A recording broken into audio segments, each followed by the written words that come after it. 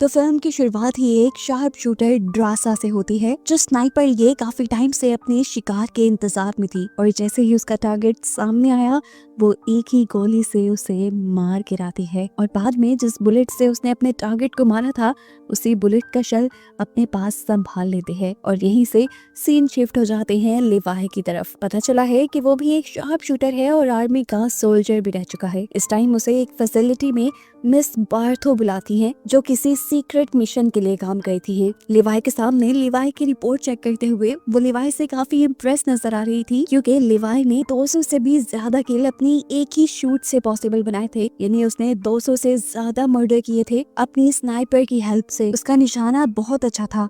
अब वो लिवाई से कुछ बातें करती हैं और उसे अपने सीक्रेट मिशन के लिए हायर कर लेती हैं। दूसरी तरफ दोबारा हमें ड्रासा को दिखाया जाता है, जो रशिया में अपने डैड के पास आई है। ड्रासा एक बाउंटी हंटर है, यानी पैसों के लिए वो दूसरों को मारने का काम करती है, लेकिन उसके बाद उसे अपने किए पे काफी पछतावा होता है। वो हर साल उन बुलेट्स के शेल अपने डैड को लाकर देती थी जिनसे उसने अपने टारगेट्स को मारा था, ताकि उसका दुख थोड़ा हल्का हो जाए। पर अब उसके डैड इन सब चीजों से थक गए थे, वो अपनी लाइफ से थक गए थे जिसमें कोई भी नहीं था। वो अपनी बेटी ड्रासा से कहते हैं, मैंने फैसला कर लिया है, अगर अगले साल 14 फेब तक मेरी मौत ना आई तो मैं खुद ही 14 फेब को अपनी जान ले लूंगा। चाहे उस दिन तुम मेरे पास हो ना हो, तुम जहाँ पे भी हो एक मर्तबा मुझे गुड बाय कह देना। ये सुनकर ड्रासा भी उदास हो जाती है और वापस चली जाती है। जबकि यहाँ दिखाया जाता है कि लिवाई को हेलीकॉप्टर के जरिए ले आया गया था रशिया और यूएस के बॉर्डर पे, जहाँ उसे एक साल के लिए रहना था बाहर की दुनिया से कांटेक्ट खत्म करके। हेलीकॉप्टर से नीचे उतरकर वो अपनी डेस्टिनेशन तक पहुँचने के लिए 3 दिन का सफर तय करता है और रास्ते में ही उसे अपना सीनियर भी मिल जाता है, जिसकी ड्यूटी अब खत्म हो चुकी थी और उसे साल के बाद वापस अपने घर जाने का मौका मिल रहा था। सीनियर लिवाई से मिलकर बहुत ज्यादा खुश था। वो बताता है कि तुम एक साल में मिलने वाले पहले इंसान हो जिससे मैं बात कर पा रहा हूँ। खैर अब वो लिवाई को यहाँ के रूल्स बताने लगता है। वो बताता है, तुम्हें इस टॉवर के ऊपर ड्यूटी देनी है। ये ईस्ट टॉवर हमारा है जो यूएस को रिप्रेजेंट करता है, और इस नदी के पार वो सामने वेस्ट टॉवर वो रशिया का है। ये समझ लो कि ये यूएस और रशिया के बॉर्डर्स हैं। तुम्हें यहाँ रहकर 1 साल तक ड्यूटी देनी है बिना किसी से बातचीत किए। तुम्हारी मेन ड्यूटी यहाँ रहेगी, हर थोड़े टाइम के बाद मशीन गन्स में तुमने बुलेट डालनी है। अगर कोई ट्रैकिंग डिवाइस खराब हो जाए तो तुम्हें उसे ठीक करना है, और अगर नीचे से किसी तरह की सायरन की आवाज आई तो तुम यहाँ से बहुत तेज भाग जाना, इतना तेज कि 4 किलोमीटर का रास्ता एक सांस में ही पार कर देना। हैरान होकर लिवाई पूछता है, आखिर ये सब क्यों कह रहे हो? तो वो सीनियर बताता है, मुझे मेरे सीनियर ने ये इंस्ट्रक्शन दी थी, उसको उसके सीनियर ने ये इंस्ट्रक्शन दी थी, और यही इंस्ट्रक्शंस मैं तुम्हें दे रहा हूँ। इससे ज्यादा हमें भी कुछ नहीं पता। अब लिवाई उससे एक और सवाल करता है कि आखिर यहाँ पर इतनी हाई सिक्योरिटी क्यों रखी जाती है? ये सुनकर वो सीनियर उठता है और एक बॉम्ब उठाकर नीचे फेंक देता है। बॉम्ब के नीचे फटते ही बहुत ही अजीबो गरीब आवाजें सुनाई देती हैं, जैसे वो कोई खतरनाक क्रिएचर्स हो। सीनियर बताता है, ईस्ट और वेस्ट टॉवर के दरमियान में ये जो जगह है इसका नाम है द गॉर्ज। यहाँ पर कोई भी नहीं जाता और मानो जैसे इसके अंदर कोई खतरनाक क्रिएचर्स रहती हों, जिनको ऊपरी दुनिया तक आने से रोकना ही हमारा काम है। अगर ये क्रिएचर्स ऊपर आए तो तुम्हें इन्हें मशीन गन से मार देना है। ईस्ट और वेस्ट टॉवर का बस यही काम है। सारी बातें बताने के बाद ये सीनियर यहाँ से चला जाता है। दिखाया गया कि उसे लेने के लिए एक हेलीकॉप्टर आया था, जिसने सीनियर से उसकी कुछ इंफॉर्मेशन ली, यहाँ पर काम करने के बारे में पूछा और फिर उसे लेकर यहाँ से चला गया। लेकिन ज्यादा दूर नहीं, थोड़ी ही आगे लिवाई की नजरों से दूर जाने पर उन्होंने इस सीनियर की रस्सी काट दी और वो दी गॉर्ज में जाकर गिर गया, जिसका साफ मतलब था कि यहाँ पर जो भी कोई ड्यूटी करता था वो वापस अपने घर नहीं जाता था, और इस चीज के बारे में लोगों को बताया भी नहीं जाता था। यानी अब लिवाई भी यहाँ से बचकर नहीं जा पाएगा और उस मासूम को इस बारे में कुछ पता भी नहीं है। खैर सीन कट होता है और हमें लिवाई की नेक्स्ट डे लाइफ को दिखाया जाता है। उसने अपना काम शुरू कर दिया था। मशीन गन में खत्म हुई भी बुलेट्स रीलोड की, यहाँ के कुछ सिस्टम चेक किए और उसके बाद ट्रैकिंग डिवाइस को ठीक किया। इसके बाद वो अपने हेडक्वार्टर को सारी डिटेल्स देता है और यहाँ की बाकी चीजें सर्च करने लग जाता है। दिन यूं ही गुजरते रहे। एक दिन उसे वेस्ट टॉवर से मशीन्स चलने की आवाजें आई। उसने सोचा चलो चेक तो करूं। दूरबीन से जब उसने आगे को देखा तो वहाँ एक लड़की थी जिसके बारे में हम जानते हैं कि वो ड्रासा है। उसे भी लिवाई की तरह वेस्ट टॉवर पर जॉब दे दी गई है कि उसने सरहद की रखवाली करनी है और नीचे गॉड्स से आने वाले मॉन्स्टर्स को मारना है। ये दोनों चाहे एक दूसरे से काफी दूर थे लेकिन फिर भी एक दूसरे से कांटेक्ट कर सकते थे, लेकिन महीनों इन्होंने यही सोचते हुए गुजार दिए कि क्या इन दोनों को एक दूसरे से कांटेक्ट करना भी चाहिए या नहीं। एक दिन दिखाया जाता है कि ड्रासा अपनी बर्थडे सेलिब्रेट करने के लिए बैठी हुई थी। ड्रासा को कुछ एक्साइटिंग मिल नहीं रहा था तो उसने गोली चलाकर लिवाई को ही अपनी तरफ अट्रैक्ट किया। एक बोर्ड पे लिखकर उसका नाम पूछा तो लिवाई ने उसे बताया कि नाम बताना यहाँ अलाउ नहीं। ड्रासा को थोड़ा अजीब लगता है और वो बोर्ड पर लिखकर लिवाई से कहती है, आज मेरा बर्थडे है और मैं जो चाहूँ वो करूंगी। मैं अभी डांस करने लगी हूँ, तुम बस मुझे देखो और बताओ तुम्हारा फेवरेट मूव क्या है। लिवाई बेचारे को तो डांस नहीं आता था, उसने ये बात बता दी। तो ड्रासा ने पूछा फिर आता क्या है। लिवाई ने बताया मुझे बस शूटिंग आती है। ड्रासा ने वही टेस्ट करने का डिसाइड किया और अपने रूम में जाकर एक बोतल रख दी, जिसे लिवाई ने भी एक ही शूट में फोड़ दिया और बताया कि वो सच में एक बहुत अच्छा स्नाइपर था। ड्रासा को भी शौक चढ़ता है अपनी स्किल्स दिखाने का। वो भी लिवाई के रूम में रखी हुई एक बोतल तोड़ देती है और फिर लिवाई का रिएक्शन देखने के लिए जैसे ही वो लिवाई के टॉवर पे दिखती है तो एकदम से उसके होश उड़ जाते हैं, क्योंकि वहाँ पर अजीब सी क्रिएचर्स ऊपर चढ़ रही थी लिवाई के टॉवर पर। उसने एक सेकंड नहीं लगाया और धड़ाधड़ शूट करते हुए उन क्रिएचर्स को मारना शुरू कर दिया। लिवाई को भी समझ नहीं आई कि ड्रासा क्या कर रही है। उसने जब नीचे से क्रिएचर्स को ऊपर आते देखा तो फौरन उसने भी अपनी पोजीशन ले ली और धड़ाधड़ गोलियां चलाते हुए ऊपर आने वाली सभी क्रिएचर्स को मार डाला, जिसमें उसका ड्रासा ने भी काफी साथ दिया था। ड्रासा जो लिवाई के टॉवर पे ध्यान दिए हुए थी, उसने अपने टॉवर पर तो देखा नहीं, उसके भी टॉवर पे बिल्कुल उसके करीब एक मॉन्स्टर आ गया। इससे पहले कि वो ड्रासा के ऊपर हमला कर देता, पीछे से ठीक वक्त पर लिवाई उसे शूट करके मार डालता है। मिशन खत्म करते करते सुबह हो जाती है और ड्रासा लिवाई को बताती है कि ये मेरा जिंदगी का बेस्ट बर्थडे था। लिवाई हंसता है और ये दोनों अपने काम पे लग जाते हैं। अब जितनी मशीन गन्स की गोलियां इन्होंने इस्तेमाल कर ली थी, ये लोग उसे दोबारा फिल करने लग जाते हैं। दिन गुजरते रहते हैं और दिखाया जाता है काफी वक्त गुजर गया है। इस दौरान ड्रासा और लिवाई के दरमियान की दोस्ती काफी बढ़ चुकी थी। ये लोग दूर तो थे लेकिन काफी टाइम एक दूसरे के साथ गुजारते थे। दूरबीन के जरिए एक दूसरे के साथ चेस खेलते थे, ड्रम्स बजाकर एक दूसरे को एंटरटेन करते थे और एक दूसरे से बातें भी करते थे। देखते ही देखते 14 फरवरी का दिन भी आ जाता है जब ड्रासा के डैड ने खुदकुशी करने का डिसाइड किया था। ये दिन ड्रासा के लिए बहुत मुश्किल था और उसने मैसेज लिखकर लिवाई को बताया भी कि ये दिन मेरे लिए बहुत मुश्किल है। आई विश कोई इस दिन मेरे पास होता। फिर क्या था, लिवाई अपनी तैयारी शुरू कर देता है। अपने पास मौजूद चीजों से एक गैजेट बनाता है और तार के जरिए वेस्ट टॉवर पे जाने का डिसाइड करता है। एक छोटे से रॉकेट के जरिए अपनी रस्सी वो वेस्ट टॉवर तक फेंक देता है, जिसे पकड़कर ड्रासा अच्छी तरह बांध देती है। और आने से पहले लिवाई उसे लिख के बताता है, कैसा हो अगर आज हम दोनों डिनर साथ करें। जो सुनकर ड्रासा काफी खुश हो गई और अब लिवाई ने तार के जरिए अपना सफर शुरू कर दिया। आधे रास्ते तक तो वो ग्रेविटी की वजह से चला गया, लेकिन आगे का सफर उसे लटक लटक कर मुश्किल से तय करना पड़ा। लेकिन फाइनली वो अब ड्रासा के पास था। दूसरी तरफ ड्रासा उसको वेलकम करने के लिए फ्लोर्स लिए खड़ी थी, लेकिन इस टाइम लिवाई की हालत काफी खराब थी। 2 घंटे की वो मेहनत करके आया था, उसे फ्रेश होने की जरूरत थी। फ्रेश होने के बाद दिखाया जाता है कि ये दोनों डिनर के लिए बैठ जाते हैं। डिनर करते हुए ड्रासा आखिर बता ही देती है कि आज का दिन उसके लिए क्यों इतना मुश्किल था। वो बताती है कि उसके डैड आज के दिन सुसाइड कर चुके होंगे, इसीलिए वो बहुत दुखी थी।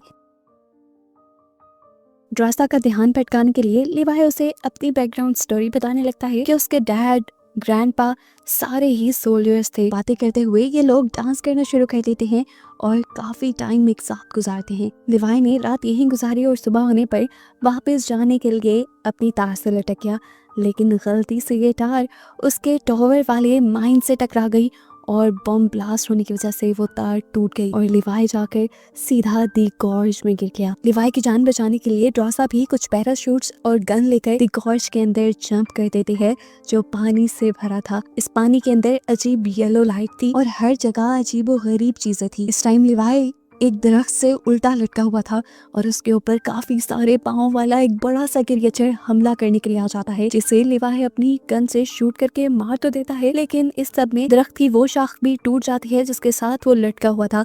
वो नीचे आकर किसी और क्रिएचर पर गिर जाता है, जो क्रिएचर उसके ऊपर गिरते ही अपना मुंह खोल लेती है और दांतों को उसके जिस्म के ऊपर स्टैब करने वाले अंदाज में लगा देती है। इससे पहले कि ये क्रिएचर लिवाई को पूरी तरह अपने अंदर अब्सॉर्ब कर लेती, ड्रासा ठीक वक्त पे यहाँ पहुंचकर इस क्रिएचर के टेंटिकल्स पे शूट करके लिवाई की जान बचा लेती है। इससे पहले कि यहाँ पे लोग रिलैक्स हो पाते, कुछ अजीब से घोड़ों की तरह के क्रिएचर्स के ऊपर अजीब क्रिएचर्स सवार होकर इनके ऊपर हमला करने के लिए आ जाते हैं। यहाँ पर जो भी क्रिएचर थी वो अपनी असली हालत में नहीं थी। ऐसा लग रहा था कि मानो ये सारी क्रिएचर्स दो दो या तीन तीन चीजों का हाइब्रिड हो। जिस तरह ये घोड़े, इनके अंदर से अजीब टेंटिकल्स निकल रहे थे और उनके ऊपर जो इंसान थे वो किसी दरख्त और इंसान की शक्ल के थे। ये दोनों अपनी जान बचाने के लिए अपनी गन्स तान लेते हैं और अपने सामने आने वाले सभी दुश्मनों को मारते हुए आगे बढ़ने की कोशिश करते हैं। बेसिकली तो इनको यहाँ से वापस अपने टॉवर्स पर जाना था, लेकिन ड्रासा नीचे आते हुए अपनी वो डिवाइस खो चुकी थी जो रस्सी के जरिए इनको ऊपर की तरफ खींचती थी। ना चाहते हुए भी इन्हें इस गॉर्ज के अंदर ही आगे बढ़ना पड़ता है, जहां हम देखते हैं कि पहले जो धुंध इनके इर्द गिर्द येलो कलर की थी वो अजीब तरीके से ब्लू कलर में बदल जाती है और इन्हें यहाँ पर एक फैसिलिटी दिखाई जाती है जो एक साइंटिस्ट की थी जिन्होंने पहली मर्तबा बॉम्ब बनाया था। इस फैसिलिटी के इर्द गिर्द पूरी एक कम्युनिटी भी थी। ड्रासा और लिवाई ये देखकर हैरान थे कि ऐसे कैसे एक पूरी कम्युनिटी तबाह हो सकती है। चारों तरफ इन्हें खतरा ही महसूस हो रहा था, जिससे बचने के लिए ये लोग एक चर्च के अंदर चले गए, लेकिन इस चर्च के अंदर भी खतरा कम नहीं था। यहाँ पर बड़े बड़े स्पाइडर्स थे जिनकी मुंह की जगह इंसानी चेहरे थे और दांत बहुत ही ज्यादा खतरनाक, और वो एकदम से जंप करके लिवाई और ड्रासा दोनों के ऊपर ही हमला कर देते हैं। ये दोनों इन स्पाइडर्स को अपने ऊपर से उतारते हुए शूट करके यहाँ से बाहर निकलते हैं और एक दूसरी फैसिलिटी के अंदर जा घुसते हैं। ये जगह उन्हें किसी लैब की तरह लग रही थी। इसी लैब के अंदर इन्हें एक डीवीडी मिलती है जिसे प्ले करने पे ये एक डॉक्टर की वीडियो थी जो यहाँ पर होने वाले एक्सपेरिमेंट की डिटेल बता रही थी। असल में वो लोग एक्सपेरिमेंट कर रहे थे इंसानों के डीएनए पे। वो आम इंसानों को सुपर ह्यूमन बनाना चाहते थे और इन सुपर ह्यूमंस को अपने डिफेंस सिस्टम में यूज करना चाहते थे, यानी वो इन सुपर ह्यूमंस को सोल्जर्स बनाना चाहते थे। लेकिन इन लोगों का एक्सपेरिमेंट खराब हो गया, जिसकी वजह से इंसानों के डीएनए के अंदर हर चीज का डीएनए मिलने लगा। इसलिए यहाँ पर कई किस्म के हाइब्रिड्स बन गए। दरख्तों के अंदर इंसानों वाला डीएनए चला गया, जबकि इंसानों के अंदर दरख्तों वाला। ऐसे यहाँ पे कोई भी दरख्त मिल सकता था जो इंसानों की तरह बात कर सकता है, चल सकता है, और कोई भी इंसान ऐसा भी दिख सकता है जिसके अंदर से शाखें निकल रही हों। एक अजीब बात वो ये भी बताती हैं कि इनका एक्सपेरिमेंट इतना खतरनाक हो गया था कि दरख्तों के अंदर ऑर्गन्स भी पैदा होने लगे थे। हत्ता कि यहाँ पे जो छोटे छोटे इंसेक्ट्स भी थे, कीड़े भी थे, उनमें भी इंसानों और दरख्तों का डीएनए मिक्स हो चुका था। जैसे अभी हमने एक स्पाइडर देखा, उसके मुंह पे इंसानी चेहरा था। इसे डीवीडी को देखते देखते लिवाई यहाँ पे और भी छानबीन करता है और उन्हें यहाँ थोड़ा सा एडवांस कंप्यूटर मिल जाता है।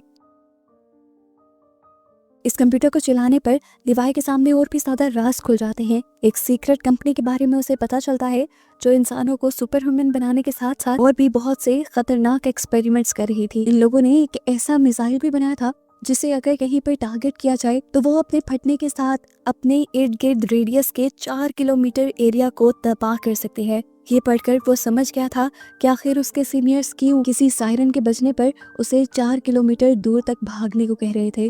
वो इसी मिसाइल के फटने की बात करते होंगे। हो ना हो, लिवाई को समझ आ गया था कि ये मिस बार्थो की फैसिलिटी है और वही अपने इन खतरनाक एक्सपेरिमेंट्स को दुनिया से बचाने के लिए ड्रासा और लिवाई जैसे सोल्जर्स को हमेशा ईस्ट और वेस्ट टावर पर हायर करके रखती थी, जो गॉड से आने वाले हर मॉन्स्टर, हर क्रिएचर को मारकर दुनिया को उनकी सच्चाई से दूर रखे। यहाँ पर मौजूद चीजों से ये लोग पता चला लेते हैं कि इन एक्सपेरिमेंट के पीछे गवर्नमेंट का कोई हाथ नहीं, ना ही रशियन गवर्नमेंट का और ना ही यूएस गवर्नमेंट का। इन्हें पता चलता है कि मिस बार्थो यहाँ का सारा काम ड्रोन्स के जरिए करवाती थी, लेकिन फिर भी सारे काम ड्रोन्स और रोबोट नहीं कर सकते थे। जिस तरह ट्रैकिंग डिवाइस चेंज करना, मशीन गन में गोलियां भरना, इस तरह के कामों के लिए उन्हें इंसानों की जरूरत होती थी। इसीलिए ड्रासा और लिवाई यहाँ थे आज। सारी सच्चाई रियलाइज होने के बाद ये लोग फौरन यहाँ से भागने की कोशिश करते हैं, लेकिन उसी दौरान इनके इर्द गिर्द कुछ क्रिएचर्स घेरा बना लेती हैं और इन्हीं का गुमा हुआ वेपन्स का बैग इनके सामने लाकर रख देती हैं। ये इन मॉन्स्टर्स की चाल भी हो सकती थी, लेकिन ड्रासा और लिवाई ने अपना बैग लेने का फैसला किया, क्योंकि अगर इनके पास गन ही ना होती तो ये लोग आगे लड़ते क्या। अब ड्रासा जैसे ही उस बैग को पकड़ने के लिए आगे बढ़ती है तो कोई आदमी उसके पाँव को अपने ट्रैप में बंद करते हुए उसे खींचते हुए एक और जगह पे ले जाता है जो रेड जोन थी।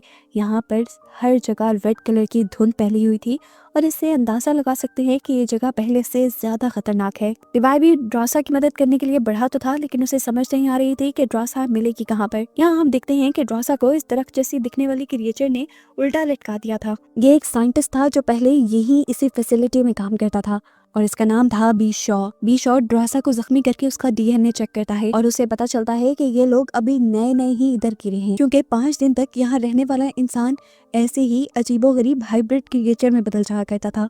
अब ड्रासा तो इस क्रिएचर को अपने लिए खतरा समझ रही थी, इसलिए उसने अपने आप को छुड़वा कर यहाँ इस क्रिएचर के साथ लड़ाई शुरू कर दी। लड़ते हुए ड्रासा के हाथ यहाँ एक नुकीली चीज पे लग जाती है, जिससे बार बार वो इस इंसान नुमा दरख्त के ऊपर हमला तो करती है, लेकिन इन्हें मारना तो जैसे इम्पॉसिबल था। वो बताता है कि मैं इंसानों की तरह ऑक्सीजन से भी सांस ले सकता हूँ और एक दरख्त की तरह कार्बन डाइऑक्साइड भी ले सकता हूँ। इससे पहले कि अब वो ड्रासा के ऊपर हमला करके उसे खत्म कर देता, पीछे से लिवाई एंट्री करता है, दूर से ही उसके ऊपर शूट करता है और उसके बाद आग लाकर उसकी सारी जड़ों को आग लगा देता है। अब ये लोग वापस जाने का फैसला करते हैं, लेकिन यहाँ से दूसरी तरफ जाना तकरीबन नामुमकिन के बराबर था। इस जगह पे एक अजीब सा जाल फैला हुआ था जो ह्यूमन और प्लांट के डीएनए से बना था। इस जाल के अंदर बहुत सारे ह्यूमन ऑर्गन्स भी थे और साथ ही साथ दरख्तों की जड़ों की तरह ये एक नेटवर्क की तरह फैला हुआ था। सिंपल लैंग्वेज में कि इंसान और दरख्त यहाँ पे आपस में कनेक्टेड हुए थे। अब खतरा तो इन्हें मोल लेना ही था। ये लोग एंटर कर लेते हैं उस जाल के अंदर और आहिस्ता आहिस्ता कदम आगे बढ़ाते हुए ये लोग किसी तरह इस जाल को पार कर ही रहे थे, लेकिन एकदम से ड्रासा का पाँव एक गलत जगह पर रखा गया। ऐसे ही जड़ों वाला इंसानी प्लांट एक्टिवेट हो जाता है और फौरन ड्रासा के ऊपर हमला कर देता है। इससे पहले कि ये प्लांट उस पर कुछ करते, लिवाई ड्रासा को खींच के निकाल के बाहर ले जाता है और इस प्लांट को अपनी फायर गन से जला देता है। यही रेड जोन में इन्हें फाइनली एक गाड़ी भी मिल जाती है जो इनके लिए तो एक तोहफा ही थी। ये लोग उसमें बैठकर गाड़ी चलाते हुए ब्लू जोन में आ जाते हैं। इसी कार के जरिए इन्होंने बहुत ही जल्दी ब्लू जोन को भी पार करके ये लोग येलो जोन में आ गए थे, जहां वो दरख्त की तरह दिखने वाले इंसान दोबारा इनके ऊपर हमला कर देते हैं। इससे लिवाई निपटता है, जबकि ड्रासा को वो रस्सी मिल जाती है जिसकी मदद से ये लोग ऊपर जा सकते थे, लेकिन इसके नीचे वाला गैजेट, इसीलिए ड्रासा इस रस्सी के साथ जीप को बांध देती है ताकि जीप की मदद से ये लोग ऊपर जा पाए। अब जैसे जैसे ये लोग ऊपर चढ़ रहे थे, गॉर्ज की क्रिएचर लगातार इनके पीछे पड़े हुए थे। वो इनको मारने की कोशिश कर रहे थे। ड्रासा और लिवाई दोनों इनसे लड़ते हैं, हारते नहीं। ऊपर चढ़ते चढ़ते भी कार में बैठे हुए ये लोग लगातार उनके ऊपर शूटिंग करते रहे। मारते मारते जब ये लोग थक जाते हैं और अपनी मंजिल के बहुत करीब होते हैं तो लिवाई यहाँ पे एक बहुत ही शातिर मूव चलता है। वो अपनी जीप के पेट्रोल टैंक को खोल देता है, जिससे पेट्रोल नीचे गिरकर सारी क्रिएचर्स को भिगो देता है और ऊपर आते ही लिवाई अपनी फायर गन से इन सब को जला देता है और ये क्रिएचर्स यहाँ पर खत्म हो जाती हैं और फाइनली ये लोग ऊपर भी आ जाते हैं। इतनी बड़ी हकीकतें इन्हें गॉर्ज के बारे में पता चल चुकी थी अब, और ये लोग इस घिनौने मिशन का हिस्सा बनने वाले नहीं थे। ये दोनों फैसला करते हैं कि जल्द ही ये दोनों ये जगह छोड़कर चले जाएंगे और कहीं दूर जाकर अपनी नई जिंदगी बसर करेंगे। ड्रासा लिवाई से शेयर करती है कि फ्रांस में उसके पास एक ऐसी जगह है जिसके बारे में कोई नहीं जानता और कोई उसे ढूंढ भी नहीं पाएगा वहाँ। इस टाइम ये दोनों ड्रासा के यानी वेस्ट टॉवर पे थे। लिवाई ड्रासा से कहता है, मैं इस टाइम अपने टॉवर पे जाता हूँ और वहाँ पर एक टाइम बॉम्ब सेट कर देता हूँ ताकि वहाँ की सारी चीजें तबाह हो जाएं और हमारे बारे में किसी को कोई खबर ना हो। इस टाइम बॉम्ब को एक्टिवेट करने के बाद मैं उस मिसाइल को पियोन कर दूंगा जो नीचे गॉर्ज को खत्म कर देगा और मिस बार्थो के ये सारे घिनौने एक्सपेरिमेंट भी खत्म हो जाएंगे। दुनिया को इनसे कोई खतरा नहीं रहेगा। अपना प्लान बनाने के बाद वो तो ईस्ट टॉवर पे आ गया था, जहाँ आते ही उससे मिस बार्थो कांटेक्ट करते हैं। असल में उसे पता चल गया था कि नीचे गॉर्ज में उनके कंप्यूटर एक्टिवेट हुए थे। वो लिवाई से पूछती है, क्या ये कंप्यूटर्स तुमने एक्टिवेट किए? लिवाई साफ झूठ बोल देता है कि नहीं, मैं तो नीचे गया ही नहीं। वो समझ गई थी कि अगर लिवाई नीचे नहीं गया तो दूसरी तरफ से ड्रासा नीचे गई होगी और इन्हें कहीं ना कहीं अब गॉर्ज की हकीकत पता चल चुकी है। इसीलिए फैसला करती हैं कि अगले ही दिन ये ड्रासा और लिवाई दोनों को ही मरवा देंगी, क्योंकि अगर ये दुनिया में आ गए तो ये मिस बार्थो की सच्चाई भी दुनिया के सामने ले आएंगे। अगले दिन दिखाया जाता है कि ड्रासा और लिवाई दोनों ही यहाँ से जाने की तैयारी कर रहे थे और तार बांध रहे थे। लिवाई बॉम्ब एक्टिवेट करने की कोशिश में था और उसी टाइम मिस बार्थो पहुंच जाती हैं अपने हेलीकॉप्टर को लिए।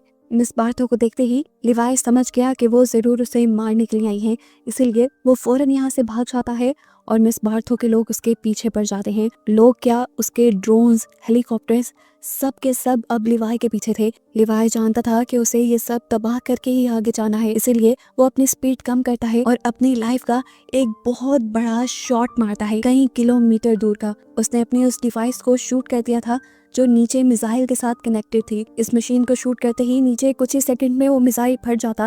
वो शूट करके जितना तेज हो सके वो भागता है। दूसरी तरफ लिवाई भी उसका प्लान जानती थी, वो भी वहां से बहुत दूर भाग गई, लेकिन किस्मत को ये मंजूर न था कि ये दोनों मिले। ड्रासा तो उस बम से बच गई, लेकिन लिवाई उस बम की आग की चपेट में आ गया और वहीं पानी में गिरकर मारा गया। लेकिन अच्छी बात ये थी कि नीचे दी गॉर्ज, वो अजीब व गरीब फैसिलिटी खत्म हो गई जिससे दुनिया को एक दिन खतरा भी हो सकता था। दिखाया जाता है कि ड्रासा बचने के बावजूद भी 5 दिन तक दुनिया में नहीं जाती, क्योंकि असल में वो दी गॉर्ज में रहकर आई थी। तो उन लोगों ने डिसाइड किया था कि वो 5 दिन तक आबादी वाले एरिया में नहीं जाएंगे, क्योंकि अगर उनके ऊपर किसी भी किस्म के वायरस ने हमला किया होगा तो वो 5 दिन के बाद ही सामने आएगा। 5 दिन तक जब ड्रासा बिल्कुल भी नहीं बदलती तो वो यहाँ से आबादी वाले एरिया में जाने का डिसाइड कर लेती है। काफी अर्से बाद दिखाया जाता है कि ड्रासा आज भी लिवाई को याद करती है। वो लिवाई की लिखी हुई पोइट्री कई मर्तबा पढ़ चुकी थी और आज भी वो पढ़कर रो रही थी। फ्रांस की वो सीक्रेट जगह जिसके बारे में उसने लिवाई को बताया था, वहीं पर उसने